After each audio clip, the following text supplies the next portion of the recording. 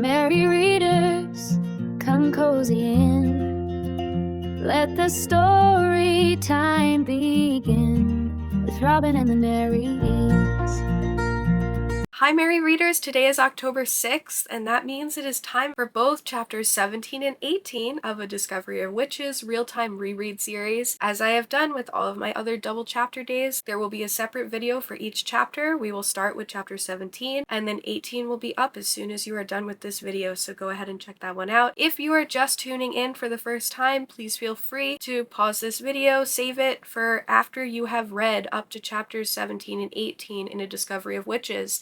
There will be spoilers throughout this whole video, so please make sure that if you do follow along that you are up to date, just so that you are not spoiled for anything to come. So with this, I will begin, and I am wearing my special Sept-Tours shirt for this because we are going there in these chapters. So chapter 17 begins in Diana's rooms with a mix of intimacy and fear. She wakes to Matthew curled around her, but the comfort quickly crackles when she remembers Knox's threat, the photograph of her parents, and her own loss. Confronted by trauma and feeling trapped, Diana unleashes her first Witchwind, a violent electrical storm of air that rises around her like a cyclone. Matthew holds steady, promising not to move until she calms and the storm dissipates. Exhausted, Diana collapses, terrified of what her body and magic are doing without her consent. So their conversation shifts. The Witchwind, Matthew explains she's inherited the elemental gift of air. Through this was her first manifestation. Patterns of magic, Diana confesses to her white table puzzle game, an unconscious magical habit she's used for years. Matthew notes her gifts appear when she stops rationalizing, when she's moving, emotional, or unguarded. Trust and forgiveness.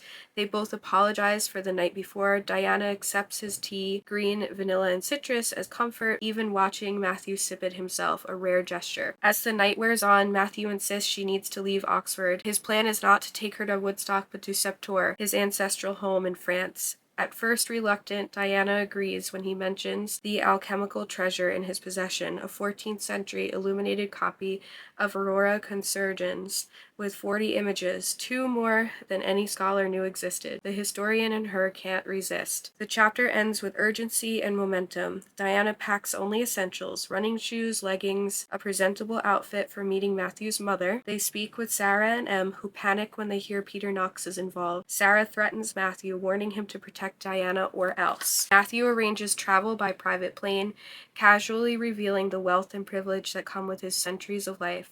Diana drifts between anxiety and relief, leaning on Matthew and the jet. Their destination of Sept-Tours, brings them deep into France with a Range Rover that takes them into the hills, and at last Matthew points to the looming fortress of Sept-Tours. Courage, Matthew whispers as the gates open. So the setting is her Oxford rooms, the private plane, the French countryside, and then of course the looming Sept-Tours fortress. Character spotlight for this, of course, it's Diana, Matthew, Sarah and Em, and Isabeau de Clermont, foreshadowing. Magic and myth. Witchwind, Diana's uncontrolled burst of elemental power, rare, feared, linked to air witches of legend. The white table puzzle, her unconscious magical practice of pattern finding. Inheritance and trauma, magic breaking free in moments of emotion and confinement. The symbols of this one, it's the Witchwind, Aurora Consurgens, manuscript, Sept-Tours, of course, and tea, which is always a big part for Diana. Themes and threads, which is foreshadowing for this chapter, we have trauma and magic. Diana's grief unlocks her power. Trust versus control. Matthew offers both comfort and command. Home and heritage. Leaving Oxford marks the shift from Diana's scholarly bubble to Matthew's world of old power. And temptation of knowledge. She agrees to go to France not for safety but for the manuscript that she would like to read. Romance watch. From spooning under duvets to whispered apologies and shared tea, intimacy deepens, but the real romance is trust. Diana agreeing to France, Matthew promising her safety, and the courage it takes for her to step into this world. The mood and tone, stormy, claustrophobic, intimate, and foreboding. This chapter is the hinge. Oxford closes, France and the de Clermont family opens. So my discussion question for this one is, Diana agrees to leave Oxford not because of danger, but because of Matthew's promise of a new manuscript. What does this reveal about her priorities, and how do love, scholarship, and safety pull at her in different directions? And of course, I would love to hear anything else you'd like to discuss about this chapter. And once you are done with this one, please feel free to go on over to chapter 18's video because it is live now. Hope to see you over there. Bye! So many readers, close your eyes.